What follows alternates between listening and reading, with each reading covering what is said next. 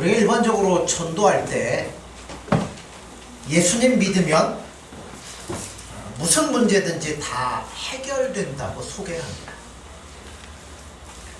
하지만 이 말씀만큼 사실이면서 어려운 명제도 없습니다. 기독교는 모든 문제의 열쇠를 분명히 가지고 있습니다.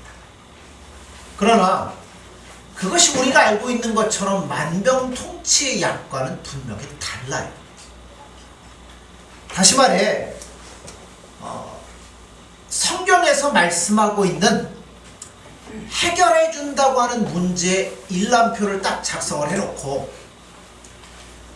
우리 자신들의 해결되기를 바라는 문제 일람표를 딱 작성을 해놓으면 두 개가 전혀 다릅니다. 우리가 바라는 문제의 만병은 뭐예요? 네. 잘 되는 것, 잘 먹는 것, 잘 사는 것, 문제없이 행복하게 사는 것, 그게 우리가 바라는 거예요. 그러나 하나님께서 우리에게 제시하시는 만병통치는 다르다는 겁니다. 이거는 뭐냐면 이런 거예요. 자, 우리는 하나님을 배반한 자들입니다. 하나님으로부터 도망가서 하나님을 잘 모르고 내 멋대로 살아가는 것이 우리 인생이었어요. 그런데 바로 이러한 것들로부터 하나님을 알고 영원한 나라를 준비하는 삶으로 바꿔지고 훈련되게 되는 것이 만병에서 치료가 되는 것이라는 겁니다. 그러니까 우리가 바라는 거하고 하나님이 우리에게 원하는 것하고 전혀 다르더라는 겁니다. 오늘 본문에 나오는 이 소경도 마찬가지예요. 이 소경이 예수님을 만나서 뭘 하게 돼요? 눈을 뜨게 되었습니다. 이거는 축복일까요? 화일까요? 축복입니다. 못 보던 자가 보게 되었어요. 전에는 눈이 감겨있기 때문에 할 수 있는 게 없어서 구걸하는 자였어요. 그런데 이제는 구걸할 필요가 없게 되었어요. 얼마나 놀라운 축복인지 모릅니다. 그런데 이 소경이 눈을 뜨자 어떻게 되었어요? 오늘 34절을 보세요. 자, 그들이 대답하여 이르되 내가 온전히 죄 가운데 나서 우리를 가르치느냐 하고 뭐 했다고요? 이에 쫓아내어 보내니라. 눈을 떴는데 뭐 했다고요? 쫓김을 받았다는 거예요. 그렇다면 여러분 생각해 보세요. 눈을 뜨이고 나서 내쫓김을 받는 것과 눈을 그대로 감은 채 어울려 사는 것 중에 어느 게 더 좋습니까? 쫓겨나는 쫓겨나죠. 그렇죠? 눈 뜨는 게 훨씬 낫죠. 그런데 오늘 본문에 눈을 떠서 쫓겨났다는 것은 우리가 신앙에 이렇게 적용할 수가 있어요. 자, 우리가 예수님을 믿었더니 영적인 부분에 눈이 띄워졌어요. 그래서 세상으로 들어갔더니 뭐 했다고요? 그렇죠. 거절당하고 쫓김을 받게 되는 일을 딱 경험하기 시작했어요. 그리고 나서 어떤 생각이 들겠어요?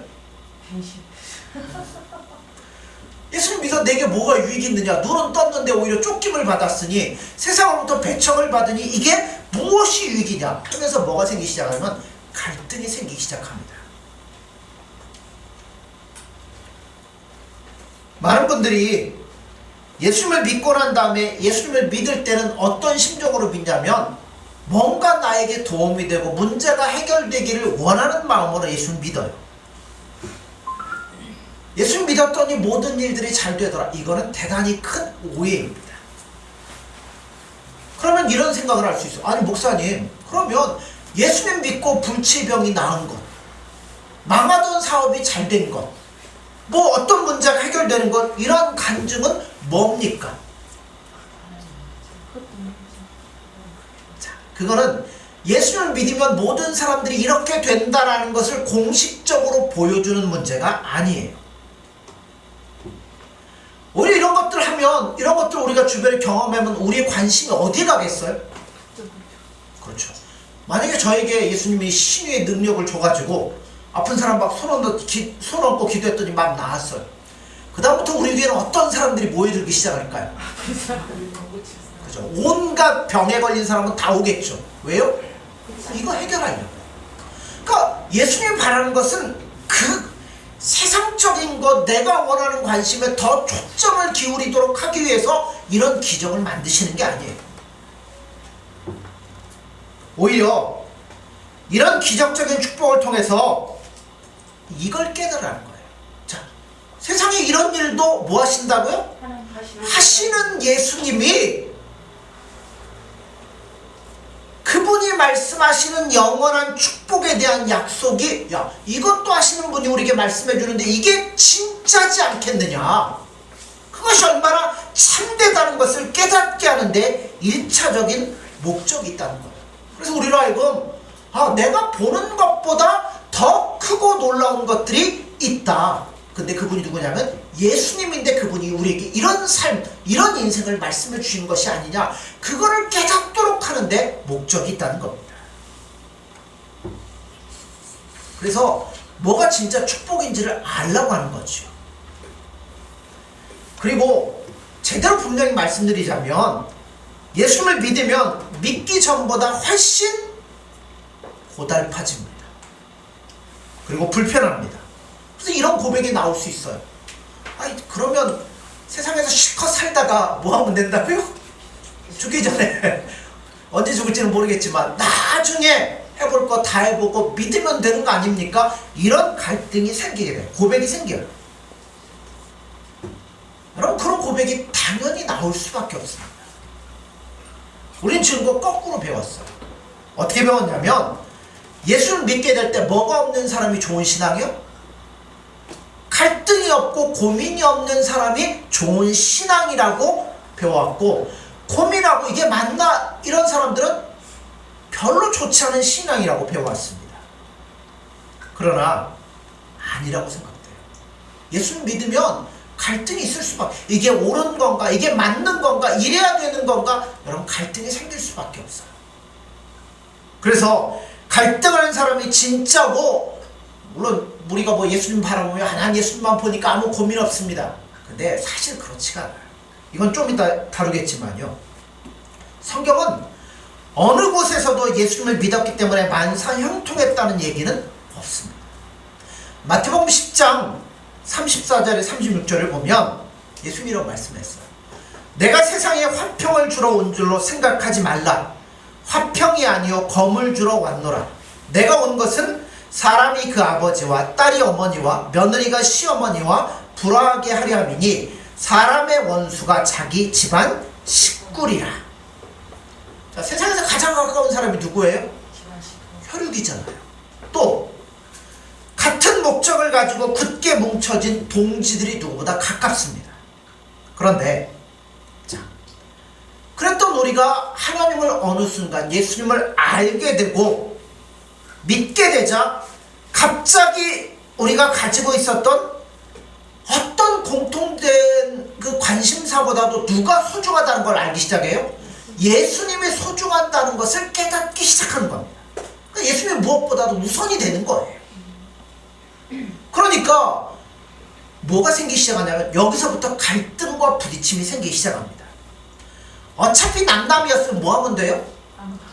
안 보면 돼요. 아픔도 없어요. 그런데 이제껏 똑같이 어제까지 뭐예요? 같은 이부자리에서 같이 밥을 먹고 같은 생각을 갖고 동지로 있다가 나는 이거보다 예수님이 더 우선이구나, 그분이 더 관심 있구나, 여기에 관심을 쏟기 시작하면 어떻게 생기는 거예요? 갈등이 생길 수밖에 없죠. 남남이면 헤어져 버리면 끝이지만, 여러분, 혈육이기 때문에 헤어진다는 것이 얼마나 힘들고 아픕니까? 같은 생각을 갖고 있는데 나는 이거 아니다고 떨어져 나가면 사람들이 뭐라고 그러겠어요? 배신자라고 그러겠죠. 손가락질하겠죠. 그러니 여러분, 얼마나 힘들고 갈등이 생기겠어요. 세상에서 예수를 믿는 것과 믿지 않는 사이만큼 여러분, 메꾸지 못할 큰 간격이 있습니다. 이거는 무엇으로도 메꿀 수가 없어요. 그러니 여러분, 이렇게 생기면 얼마나 아픔이 있겠어요. 그런데 여기서 왜 하나님이 이런 아픔을 우리에게 허용을 하실까요? 이런 문제들을 허용하실까요? 여기에 관심을 가지셔야 돼요. 원래는 여러분, 우리도 똑같은 사람이었죠. 원래는 한통속이었어요. 하나님을 모르고 예수님 무시하고 배반하고 이탈하여 죄를 좋아하고 죄 속에서 살아가는 게 훨씬 편했던 것이 우리들이었습니다. 그런데 예수님께서 우리를 거기에서 뽑아내신 거예요. 그래서 하나님과 평화하도록 만들었어요. 그럼 누구하고는 적이 돼요? 옛날에 같이 어울렸던 사람들하고는 오히려 거꾸로 적이 되게 하셨습니다. 물론 우리가 탈출해서 온 이곳이야말로 절대적으로 좋은 것이요 축복받은 것이고 여기가 진짜라는 것을 분명히 우리는 알고 있습니다. 근데 문제가 뭐냐면 아는데 사는 건 어디서 살아야 돼요? 그렇죠. 배신하여 나온 그곳에서 살아야 되는 거예요. 우리 신앙생활의 실제적인 영역은 바로 우리가 나온 그곳이라는 겁니다. 거기서 살아야 돼요. 자, 난 예수님이 더 좋습니다 하고 나왔으니 세상 사람들 뭐라고 그러겠어요? 배신자라고 손가락질하겠죠. 욕하고 괄시하고 짓밟으려는 저 세상 속에 들어가서 살아야 돼요. 언제까지요? 죽을 때까지 살아야 돼요. 왜 하나님이 이렇게 하셨을까요? 아니, 예수님밖에 없습니다 하고 나왔으면 우리에게 좀 더 편안한 곳, 좋은 곳, 안전한 곳, 그래서 우리끼리라도 행복하게 살 수 있는 곳 주시면 얼마나 좋겠어요. 그런데 예수님 때문에 갈등이 생기고 고민이 생기고 어려움이 생기는 곳, 왜 거기서 살도록 하셨을까요? 전도를 위해서? 물론 이것도 하나의 답이면 틀림이 없습니다. 그러나 거기에는 훨씬 더 중요한 이유가 있어요. 자, 성경을 한번 보죠. 로마서 5장 1절에서 4절입니다. 로마서 5장 1절에서 4절.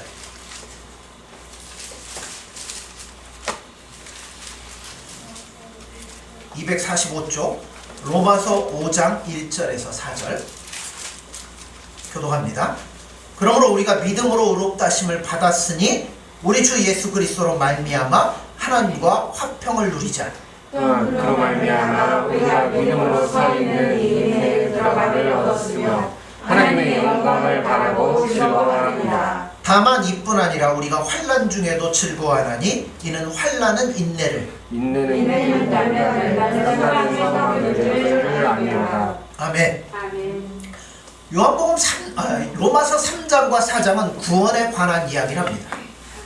어떻게 우리가 구원받았나? 이걸 요한복음 5장식으로 설명을 하면 우리는 그 누구도 먼저 구원을 요청하지도 않았어요.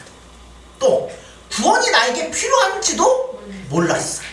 예수님이 구원은 이런 것이다 제시할 때 그거를 응답하고 반응하여 구원받은 사람이 아니라고 성경은 분명히 말씀합니다. 그러면 구원을 위해서 나는 아무것도 못하고 반응도 못하고 뭐 한다면 무엇 때문에 열심을 내서 이렇게 신앙생활 할까요? 제가 그거 지난주에 말씀드렸죠. 자, 이에 대한 대답이 로마서 5장 1절 이하에 나오는데 이렇게 나와요. 그러므로 우리가 믿음으로 의롭다 하심을 받았느니라. 시제가 뭐예요? 과거예요. 받았다는 이야기죠. 그리고 우리 주 예수 그리스도로 말미암아 하나님과 화평을 누리자. 이건 뭐예요? 현재예요. 그 다음에 또한 그로 말미암아 믿음으로 서 있는 이 은혜에 들어감을 얻었으며 하나님의 영광을 바라고 즐거워하느니라. 이거는 미래예요. 구원은 1차적으로 죄로 더러운 몸이 씻겨진 사건이 이미 우리 안에 일어난 거예요. 자, 과거죠. 그리고 제가 지난주간에 파티 얘기했잖아요. 옷 더러운 애 건져가지고 옷을 다 벗기고 새로운 옷을 입혀서 예절 가르쳐서 들어간다고. 파티에 갈 준비를 하는 것이 지금이에요. 그렇죠? 현재죠. 그리고 영광스러운 자리, 하나님의 영광을 바라보며 즐거워하는 목적, 미래가 있다는 겁니다. 그러니까 우리는 아직도 뭐 해야 돼요? 가야 할 곳이 남아있어요. 그거를 바라봐야 된다는 거죠. 그 자리까지 가야 되는 거예요. 그 자리까지 어떻게 가요? 로마서 5장 3절 이하에 보면 그 그 자리까지 가는데 어떻게 간다고 그러냐면 환난 중에도 즐거워하면서 간다고 그랬어요. 환난 중에도 즐거워하는 이유는 무엇이냐면 환난이 인내를 만들어내기 때문이고, 인내는 연단은 소망을 이루기 때문이라는 겁니다.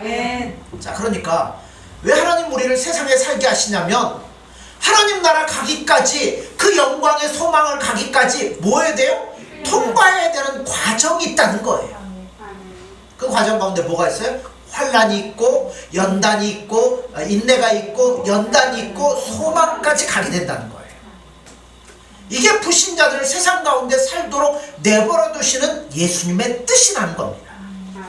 자, 환난을 통과해야 되고 인내를 통과해야 되고 그 다음에 연단을 통과해야 되고, 그래서 소망의 자리까지 갈 수 있도록 만드신다는 겁니다. 자, 이 대목을 조금씩 우리가 한번 살펴볼게요. 먼저 환난의 필요성에 대해서 우리가 알아봐야 돼요. 자, 사람이 어려워지지 않으면 진짜와 가짜를 구별하기가 어렵습니다. 누가 내 진짜 친구인지도 잘 될 때 말고요, 내가 진짜 어려울 때 이게 진짜 내 친구인지 아닌지 분명 구별할 수 있습니다. 하나님 우리 가운데 환난의 이 장소를 통과하도록 만드시는 이유는 우리가 입으로 건성으로 시인하는 모든 것들이 진짜가 아니라는 것을 알도록 하기 위해서 그러셔요. 우리가 입으로 하는 것이 우리의 전부가 아님을 우리가 깨달을 때가 많습니다. 진짜 힘들면요, 여러분 잘 안 돼요. 근데 여유 있을 때는 할렐루야 이것도 되거든요. 예를 들면 이런 거죠. 어떤 사람이 유산을 사회에 기증하여 사회에 환원한 일들이 종종 있습니다. 참 아름다운 행위죠. 그렇죠? 그런데 죄송하지만 그게 치장일 수도 있다는 거예요. 왜 그러냐면 우리 속담에 쌀독에서 인신난다는 속담이 있습니다. 무슨 얘기냐면 여유 있는 데서 내어주는 거는 누구라도 할 수 있어요. 그러나 아무것도 없으면 주라고 할 때 뭐예요? 주기가 쉽지가 않다는 거죠. 세상에서 자기 생색이 나고 보람되는 일 중에 남을 동정하는 것보다 더 자존심이 채워지며 보람되고 냄새 안 피우고 내 위신 세울 수 있는 것도 없는 것 같습니다. 이거를 신앙식으로 얘기하면요, 신앙이 아닐 수도 있다는 거예요. 어떤 상황이라야 진짜 신앙의 자리에 돌아오는지 아시냐면 환난을 당해보면 내가 갖고 있는 게 진짜 신앙인지가 분명해진다는 겁니다. 목숨을 걸고 자존심을 거는 자리까지 들어가 봐야 그 사람의 본심을 알게 되는 거예요. 자, 그런데 왜 거기서 당장 소망으로 가지 않을까요? 그것은 우리가 경험해 봐서 너무나 잘 알지만요, 쉽게 입으로 고백했던 만큼 마음으로도 행복하지가 않기 때문에 그래요. 자, 평소에 우리가 예수님 은혜를 많이 받고 기도 열심히 하고 신앙생활 하다 보면 내 마음에 막 자신감이 생기잖아요. 막, 야, 사탄 한번 와서 나 찔러봐. 나 예수님 모른다고 난 절대 안 할 거니까 한번 찔러봐. 그때는 진짜 같죠. 근데 막상 어려움이 당하게 되면 내가 얘기하는 것들이 얼마나 힘없는 구호에 불과했는지를 분명히 깨닫게 된다는 거예요. 뭐 굳이 막 어떤 큰 시험 아닐지라도 예를 들면 이런 거예요. 자녀들이 있죠. 자녀들이 그렇게 자라가다 보면 뭐에 민감해요? 시험 성적에 부모는 민감할 수밖에 없어요. 왜냐면 좋은 대학 가고 뭐 일을 하라고. 근데 오늘 내 자녀 시험 성적이 툭 떨어졌어. 그럼 어떻게 되죠? 당장 입을 뒤집어 쓰고 누구한테 원망해요? 하나님께 불평하겠죠. 하나님 어떻게 나에게 이럴 수 있습니까? 제가 막 찬양대원으로, 제가 주일학교 교사로, 제가 막 부역장으로 내가 얼마나 열심히 일하고 얼마나 수고를 했는데 내 자녀 점수가 20점이나 뚝 떨어지면 어떻게 하라는 겁니까? 뭐가 나와요? 불평이 나오고 원망이 나올 수 있습니다. 그러면 내가 평소에 하나님 정말 사랑한다고 생각했던 것들이 진짜 아무것도 아니고라는 것들을 깨닫게 되는데요, 우리가 얼마나 우리 몸과 내 욕심을 위해서 하나님의 영광을 조금 더 생각하지 않는 이기주의적인 자들인가 하는 것은 환난을 당해보면 분명히 알게 된다는 거예요. 어려움 당하면 펄펄 뛰죠. 양보 못하죠. 어떤 사람들은 그 환난이 빨리 그치기를 바라서 뭐하기 시작해요? 후딱 하나님 앞에 엎드려서 회개합니다. 지혜로운 사람입니다. 반면에 어떤 사람은 얻어맞으면서도 뭐예요? 나 몰라라고 갈 길 가는 사람들이 있습니다.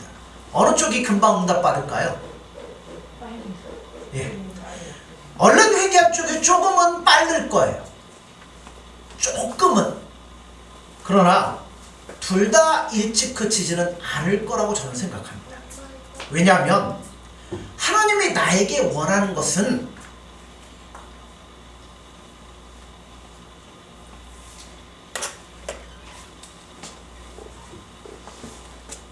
뭘 원하시냐면, 자, 하나님 목적이 있으시죠. 나를 어떤 사람 만들려고요? 수준 있는 사람으로 만들어가려고 훈련하고 연단하고 하는 거예요. 그런데 어떤 어려운 문제만 닥치면 후딱 엎드리는 사람은 엎드리기는 잘하겠죠. 근데 뭐가 안 되겠어요? 그 과정에서 깨우치고 깨닫는 게 없다는 거예요. 깨달음과 훈련은 생략한 채 빨리 뭐만 해결하려고요? 문제를 해결하려고 하나님 앞에 빨리 엎드린다는 겁니다. 이게 한국 교회의 실상이기도 해요. 한국 교회의 부흥회는 늘 이런 모습이에요. 그래서 부흥사가 무엇을 잘못했는지는 좌우지간 얘기 안 하고 뭐 할 수 있는 분위기를 만들어가요? 회개할 수 있는 분위기. 그래가지고 부흥회 때 되면 뭐 불 끄고 기도하고 막 이제 회개하십시오. 뭐 이런 죄를 지으면 안 됩니다. 그럼 하면 우리는 뭐예요? 그러면 눈물 줄줄 흘려가면서 기도하고 이제 울며 불며 하죠. 그러면 어떻게 돼요? 울며 불며 기도하면 우리도 시원하고 부흥사도 막 울리고 이거 했으니까 부흥사도 흡족하고 여러분 하나님도 좋아하실 것이라고 판단을 합니다. 근데 아니에요. 뭐가 없어요? 깨닫고 연단되고 훈련받는 과정이 없어요.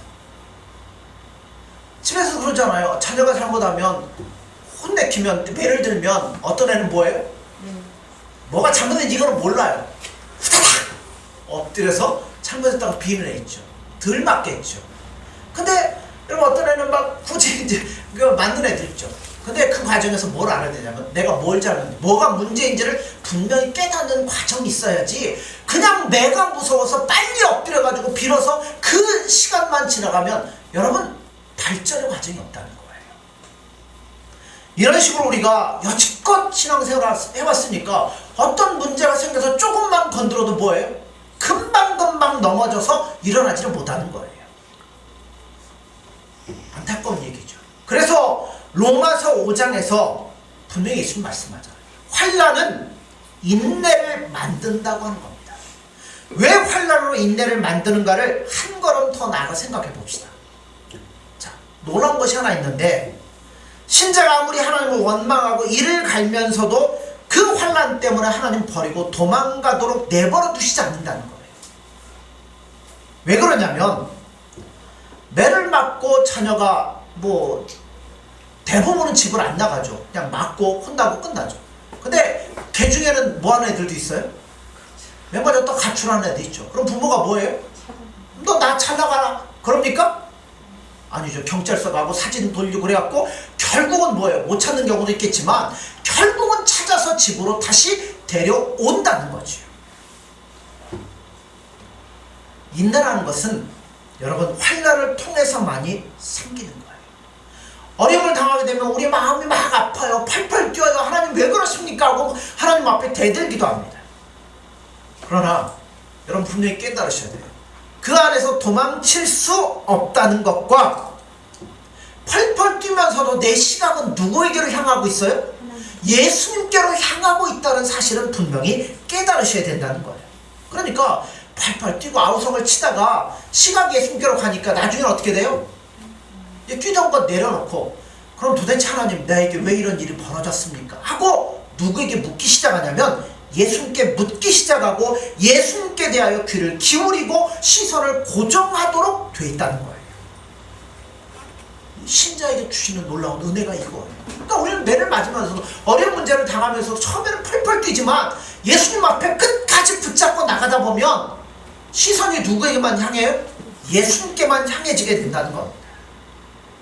이 인내의 과정이에요.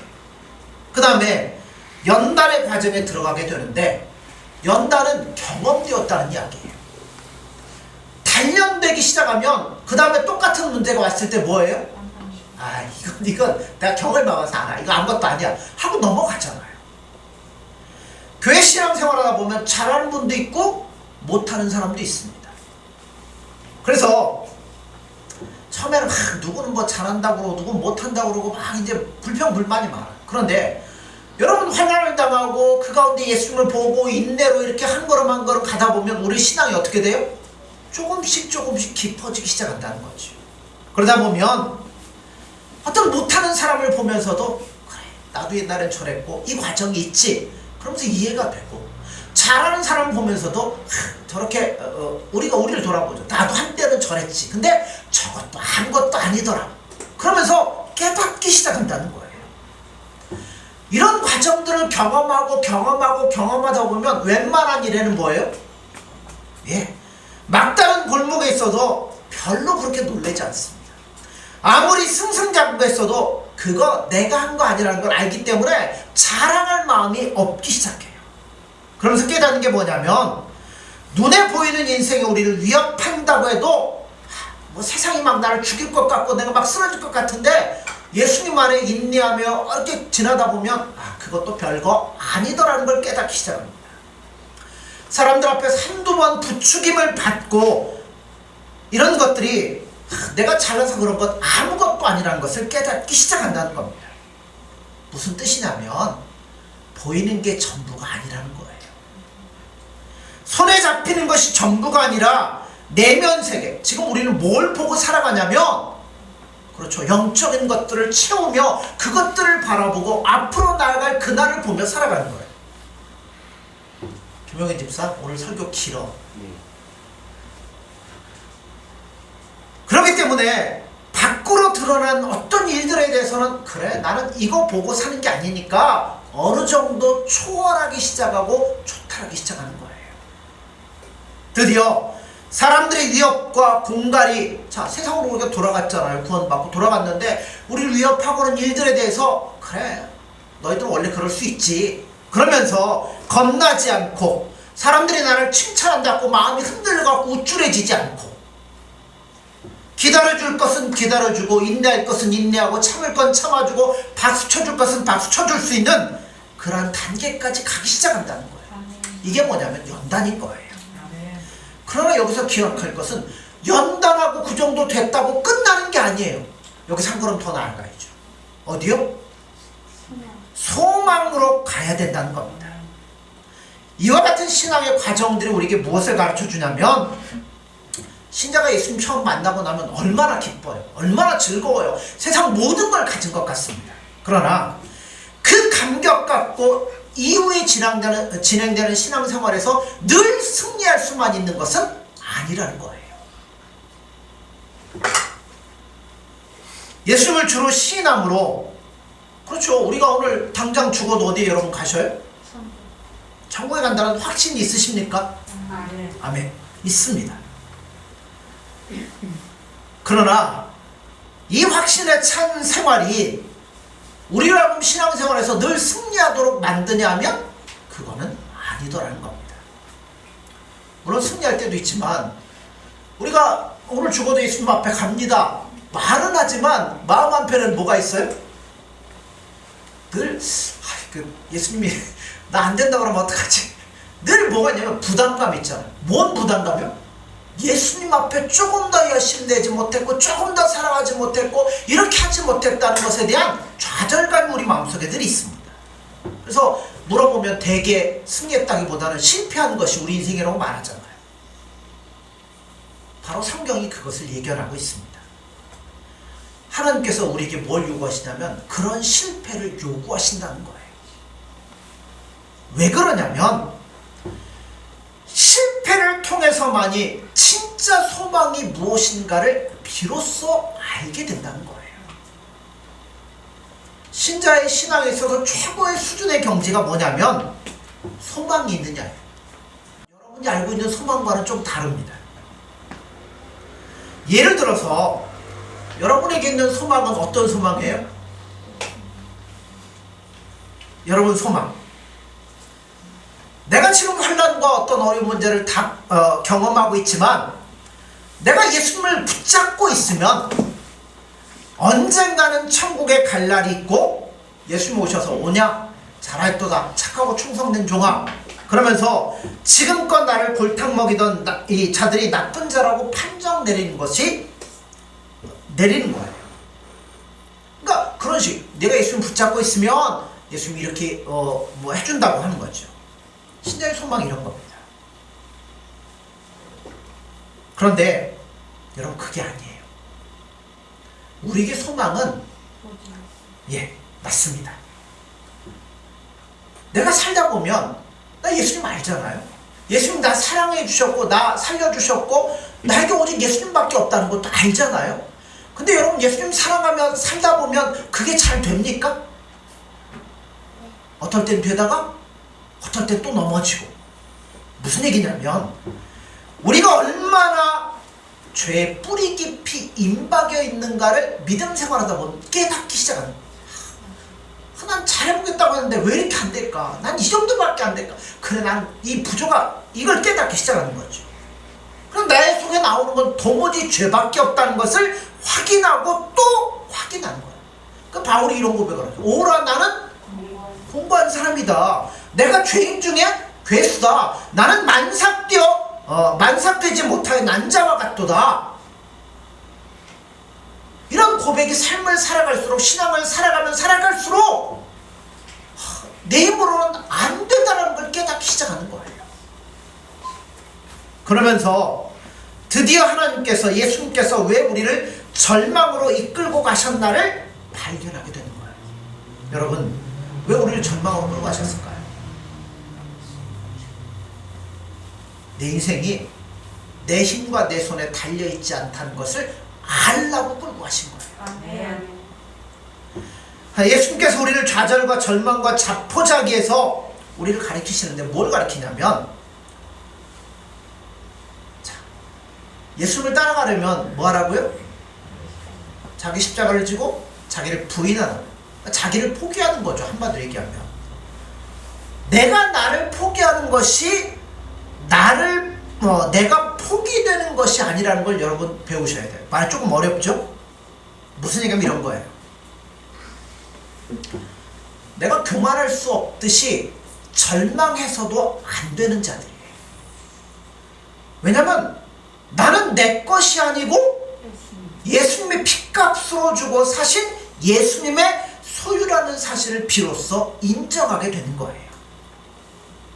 그래서 여러분 내가 나를 포기했다고 끝나는 게 아니에요. 누구는 나를 붙잡고 계셔요? 예수님은 나를 포기하지 않고 있다는 겁니다. 그러니까 내가 나를 내려놨다고 해서 내가 나를 포기했다고 해서 내가 포기되는 인생이 아니라는 겁니다. 바울의 말처럼 그래서 이제는 내가 사는 것이 아니라 누구 안에 산다고요? 예수님 안에 산다고 했어요. 그리스도로 산다고 했어요. 여러분 내가 누구로 인해 사는 거예요? 예수님으로 인해 사는 거예요. 그러니까 여러분 절망을 통해서 여러분 어려움을 통해서 나는 아무것도 아니고 나는 별거 아니구나. 내가 잘한다고 해봐야 이거밖에 안 나오고 나는 이거밖에 안 되는 거야. 그러니까 우리에게서 소망은 그렇죠. 그러니까 예수님을 붙잡아서 내가 뭔가를 해보겠다는 게 아니라 아예 예수님이라는 거예요. 아멘. 분명히 우리는 지금 죽어도 천국에 갈 수 있는데 불구하고 안 들어가시고 이 고통과 순환의 길을 걷게 하시는 이유는 단 한 가지입니다. 우리로 하여금 자신의 인생과 자기 힘으로 붙들고 있는 것을 놓게 만드시려고 우리를 끌고 가시는 거예요. 근데 우리는 늘 예수님에 뭐라고 기도해요? 예수님 나에게 힘을 주세요. 능력을 주세요. 이 문제를 해결할 수 있도록 힘을 주세요. 누가 하겠다는 거예요? 예수님 힘 받아갖고 내가 하겠다는 거예요. 그러니까 예수님은 뭐밖에 안 돼요? 나의 성공을 위한 하나의 방편에 불과하다는 겁니다. 그러므로 여러분 이렇게 기도하지 마시고 예수님이 나의 지혜가 되어주세요. 아멘. 예수님이 제 힘이 되어주시며 나의 모든 것이 되어주세요. 아멘. 예수님입니다. 아멘. 이렇게 기도하며 예수님께 모든 걸 맡겨요. 그게 소망인 거예요. 아멘. 그럴 때 예수님이 나의 뭐가 돼요? 방패와 상급이 되는 겁니다. 그래야만 실패가 와도 성공이 와도 그렇죠, 절망하지 않고 우쭐대지 않고 어차피 누가 하신 거예요? 어차피 예수님의 것이고 예수님이 끌고 가시는 거니까 예수님께만 영광을 돌릴 수 있다는 거예요. 아멘. 이게 신앙생활의 궁극적인 목표인 겁니다. 거기에서 우리는 다음과 같은 일을 발견하게 되는데요. 자, 나의 인생을 붙잡으신 분이, 지금 신앙의 일을 걷게 하시는 분이 그 목적지를 분명히 설정해 두셨어요. 그죠? 나로 하여금 어떻게 할 것인가. 그리고 그 지나는 과정이 우리는 이해하지 못해요. 잘 몰라요. 왜 이 길을 걷게 하는지 모르지만 그 과정을 하나하나 통과할 때마다 내 안에서 뭐가 돼요? 하나하나 꺾여나가고 깎여나가고 닦여지고 새로운 것이 될 거라는 거예요. 그래서 환난은 인내를, 인내는 연단을, 연단은 소망을 이룬다는 겁니다. 아멘. 욥기 23장 10절에 보면 내가 가는 길을 그가 아시나니 그가 나를 단련하신 후에는 내가 순금같이 되어 나올 것이다 라고 말합니다. 또 13절 14절에 보면 그는 뜻이 일정하시니 누가 능히 돌이키랴. 그의 마음에 하고자 하시는 것이면 그것을 행하시나니 그런즉 내게 작정하신 것을 이루실 것이라. 이런 일이 그에게 많이 있느니라 라고 했어요. 욥은 자기가 왜 고난을 당하는지 몰라요. 그죠? 부자로 살았고 경건하게 살았어요. 참 믿음으로 살았어요. 근데 하루아침에 다 잃어버렸어요. 재산도 잃어버리고 자녀들도 다 잃어버리고, 여러분 하루아침에 모든 걸 빼앗기고 부인은 떠나가고 온몸에는 악창이 서 기와장으로 박박 긁고 비참하게 그렇게 살아가고 있어요. 근데 그 와중에 그가 외치는 거죠. 하나님 왜 이렇게 하셨을까요? 욥은 극심한 고통 중에 이런 고백을 하는 거예요. 나의 가는 길을 내가 알지 못해요. 예수님이 나를 끌고 갈 건데 어떻게 갈지는 몰라요. 그러나 내 인생을 쥐고 계시는 분이 어떤 필요성과 이유가 있어서 이 일을 시행하신다는 것을 나는 분명히 안다는 거예요. 여러분, 우리가 어떤 어려움을 당하고 문제가 당할 때 왜 나에게 이런 일을 하지만 뭐가 있다고요? 예수님이 나에게 필요하기 때문에 어떻게 하시려고 끌고 가려고 하는 게 있기 때문에 나에게 이 방법을 쓰신다는 겁니다. 어떻게 갈지는 모르지만 그분이 분명히 계시다는 것을 안다는 거예요. 그리고 이 길을 통과하면 어떻게 될 거라고요? 순금같이 나올 것이라는 것. 다른 건 다 몰라도 내가 그걸 하나를 아는 거예요. 예수님이 나를 붙잡고 있고 나를 이렇게 끌고 갈 텐데 나는 지금 이 길을 모르지만 좌우지간 내가 인내하고 참고 견디며 예수님만 바라보며 나아가면 언젠가 순금처럼 예수님 앞에 설 날이 온다는 겁니다. 아멘. 그것만큼은 안다는 거예요. 아멘. 그게 신앙인 거죠. 이 신앙이란 우리가 근거로 해서 살던 것이 무엇인가를 확인하고 확인해서 내가 뭘 붙잡고 있었나, 내가 뭘로 살았나 확인해 보니까 엉뚱한 거 붙잡고 있었죠. 그러니까 이제는 뭐 해야 돼요? 그 주권을 예수님께로 고스란히 양도를 하는 거예요. 우리의 절망이 뭐냐면 내 힘으로 해도 안 된다는 거죠. 그때 절망에 우리가 빠지잖아요. 그러나 여러분, 신앙은 언제 꽃을 피우냐면 안 돼요, 내 힘으로 안 돼요, 포기하는 순간 거기서부터 신앙, 그렇죠? 거기에 항복해 나가는 것이 신앙이에요. 입으로는 쉬워요. 저도 설교를 이렇게 쉽게 할 수 있어요. 그러나 살아가면서 배워야 돼요. 경험해야 돼요. 그게 오늘 우리가 다루고 있는 주제잖아요. 자, 결론을 맺겠습니다. 요한복음 본문으로 돌아가면 9장 34절 35절에 보면, 자, 그들이 대답하여 이르되 내가 온전히 죄 가운데서 나서 우리를 가르치느냐 하고 이에 쫓아내어 보내니라. 자, 눈 떴어요. 예수님 안에 있었어요. 그랬더니 뭐 했다고요? 쫓아냈어요. 그럼 어디가 어떻게 살아야 돼요? 절망밖에 없죠. 그런데 35절 보세요. 예수께서 그들이 그 사람을 쫓아냈다는 말을 들으셨더니 뭐 했다고요? 그를 만나사 이르시되 내가 인자를 믿느냐. 아멘. 세상에 눈뜬 자를 쫓아내자 예수님께서 마중 나오셔서 만나 주셨다는 거예요. 아멘. 우리가 세상에서 쫓김받고 세상에서 나올 때만이 예수님께서 우리를 인도해 주시는 거예요. 아멘. 세상에 푹 빠져 있으면 예수님 인도 못 받아요. 여러분, 지금까지 살아온 날 한번 돌이켜 보십시오. 얼마나 짧았습니까? 총알같이 지나가셨잖아요. 그러므로 이제 헛된 것에서 속히 돌이키십시오. 그리고 예수님이 분명한 뜻을 갖고 내 인생을 주관하고 계신다는 것을 분명히 깨달으시고, 그 과정 가운데 환난이 있어요. 그러나 그 환난 속에서 여러분 인내하시며 예수님 바라보세요. 그리고 인내가 우리에게 연단을 준다는 걸 분명히 바라보셔서 내 속에 있는 더러운 것들 다 내려놓고, 이제는 예수님 통해서 뭐 해보겠다는 게 아니라 그냥 예수님이 나의 전부예요. 그분이 인도하는 대로 나는 순종하며 갈 거예요.